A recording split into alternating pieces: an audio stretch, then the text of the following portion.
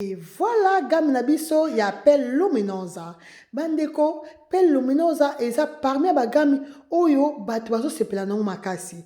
Pelle luminosa teint clair plus bandeko ozoluka mafuta ya kobongisa poso po ebongisa poso na yo. Ozoluka mafuta oyo kopesa yo poso ngebu oyo kokomisa poso na yo sembe. Ndeko mwasi en tout cas là osana adresse ya malamu. Na kati ya gamme na biso tozana mafuta na biso ya elongi, tozana savon elongi, tozana lotion na biso elongi, tozana masque goma na biso elongi, tozana savon na biso ya nzoto, tozana huile na biso, sérum na biso ya nzoto et tozana mafuta ya nzoto bandeko. Et comment tokoki ko utiliser gamme na biso ya pelle luminosa? Très simple comme bonjour bandeko. Soki okoti douche et loko liboso okosala bandeko, tango kolongola bilamba kota mbala moko na douche na yo, na baignoire na yo, mouye nzoto na yo. Tango ko mouye nzoto, ozwi savon na biso oyo, savon miracle, meilleur savon du monde. Savon oyo eza ba miracle, eza ba merveille bandeko. Zwa savon na yo, pakola nzoto mobimba. Et tango ko pakola savon na yo bandeko, obimi na baignoire, olongwe na baignoire, là ok, obandi siko na peut-être ko brosser yo moto koyeba, mais il y a important tango rubanda ko sokola elongi na yo, il faut toujours ko banda na savon ya elongi. Zwa savon na yo, mouye nzoto, mouye elongi na yo, mouye elongi no très bien. Zwa savon, opakoli na elongi, masango pendant 1 à 2 minutes et ensuite o rincer na maya pio. Tango osokola elongi na maya pio, na tongo bandeko, oza na besoin ya lotion te, oza na besoin ya masque goma te. Okozwa mafuta na yo ya elongi otie. Tango aussi sa kotia mafuta na elongi, ozongi lisusu na baignoire na yo, bien na douche na yo, obandi sikoyo ko nika nzoto na yo. Oko nika nzoto neni bandeko, oko nika nzoto na gana biso exfoliant. Ozwi gana yo omouye. Kotia na mai na nzoto te bandeko, mouye gana yo banda konika nzoto kitoko. Zwa temps ya konika nzoto na yo, tango osilisa au rincer, au sokoli bien, très bien, au bimi, bandeko, là, aux asuko yo mafuta na yo nde bozomona awa boye, mafuta oh il faut toujours qu'on partage en par deux. Donc, on partage en deux boye, tant on partage en huile, on partage, mafuta, on partage, bandamunda na yo wana, on mélange en haut. Tant on mélange bongo, on pakoli na nzoto, wana na tongo. Na butu bandeko, presque la même chose au côté tant au côté à douche ko bossa na tende ko mwasi et loko liboso ko sala après ko longola bilamba eza ko mouye nzoto na yo tant ko mouye nzoto na yo malamu oya ko savon na yo oyo nde bozo mona wa boye savon miracle meilleur savon du monde savon oyo eza ba merveille ya makasi bandeko donc ko savon na yo o pakoli kitoko pakoli partout. Tant au salabongo, après au robima, donc disons au tiki baignoire, ce que ça douche, au pimina dans la douche, au banina au brosser. Ok, au brosser, au sokoli elongi yo kitoko na savon na yo kitoko o ne bozomona et tant aussi ça sokola elongi au tiki ba mayone kita yango moko.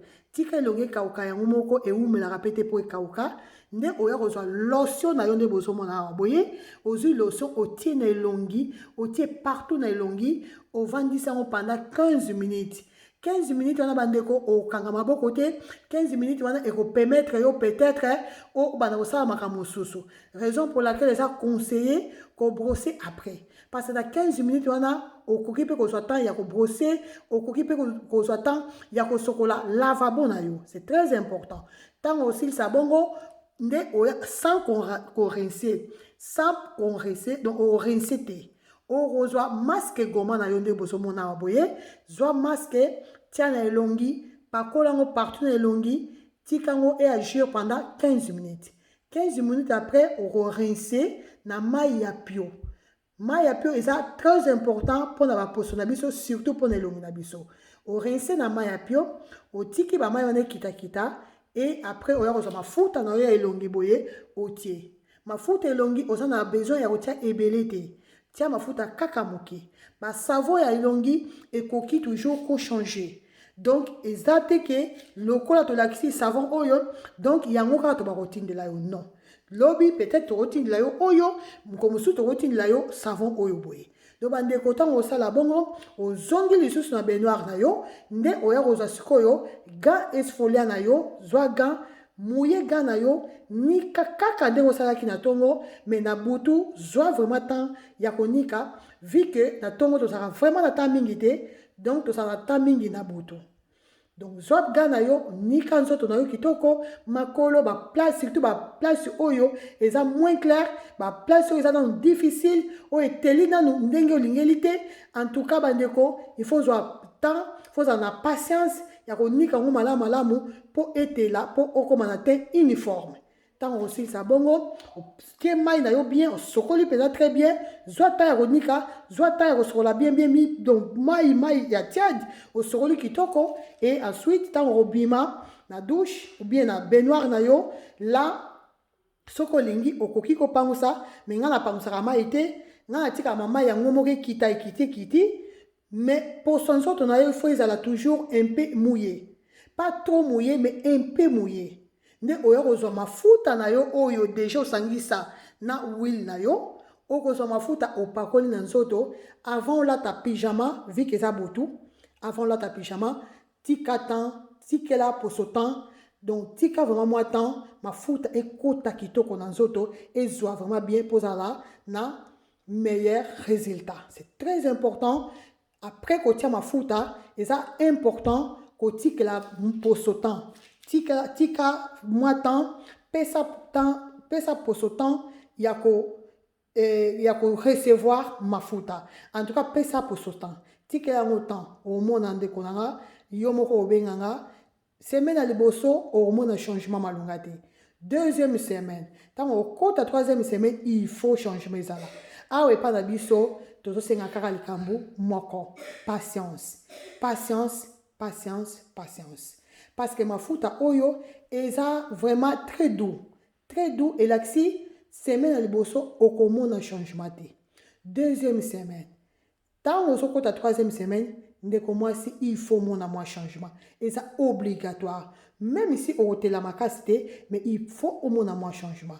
Et mpona bato bandeko oyo basomba gommage à part eza bandeko oyo basombaka gel douche à part bandeko. En tout cas jour okogome nzoto na yo zwa temps ya kogome. Gommage eza très important parce que gommage ezo préparer poso na biso po recevoir mafuta. Gommage ezo fongola baport na biso donc eza très important donc eza clé ya kozala na poso kitoko. Donc soki oza na posa vraiment kozala na poso moko extraordinaire ndeko mwasi oza na besoin ya kogome nzoto kitoko minimum une fois na semaine.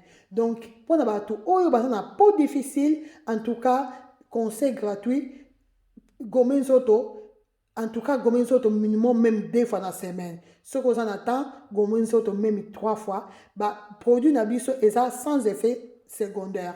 Donc okoki kogome nzoto même semaine mobimba ekosala eloko te parce que eza sans effet secondaire. Pour na bandeko baza na ba gel douche eza super important surtout soki oza na posa ya kozala na te moko magnifique ya kozala na te moko extraordinaire ya kozala na te moko lokola babebe poso na yo donc yo moko ntango obanga komitala donc na yo moko ondima te obanga komituna na yo moko okoma na doute estce nabotama bongo estce donc yo moko kuta bakokanisa même que obotama bongo parce que soki ozosalela tous les 9 produits bandeko résultat eza presque parfait. Lokola parfait existera te na monde mais résultat eza presque parfait bandeko. Donc gel douche pour na bandeko baza nango eza posala na tongo. Donc na tongo na place yo sokola na savon na biso na meilleur savon na biso okosala la savon te mais okosala la gel douche na biso na tongo.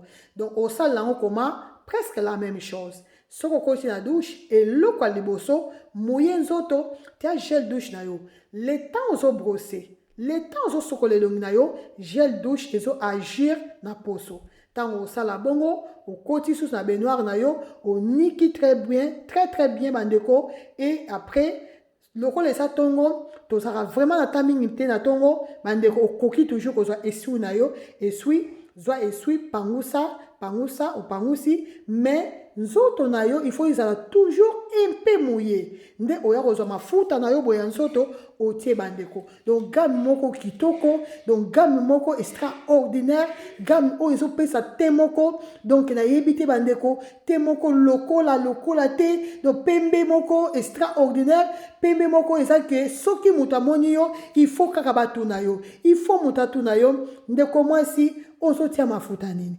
bandeko nazo conseiller bino kosomba pelle luminosa bandeko tozana pour l'instant tozana 6 différentes gammes mais pour na bandeko bazana posa ya kotela en tout cas eza conseiller kobanda na pelle luminosa et après obana komata malembe 2 mois après soki o décider obanda okota na pelle bonita eza problème te lobi kuna soki o décider okota na pelle rosa te métis plus eza pe problème te mais quand même eza important kobanda toujours na pelle luminosa teint clair à teint clair plus bandeko soki omoni ke oteli makasi là eza important super important otela te na journée eza important kosalela bavitamine na biso tozomona awa vitamine C na vitamine E eza très important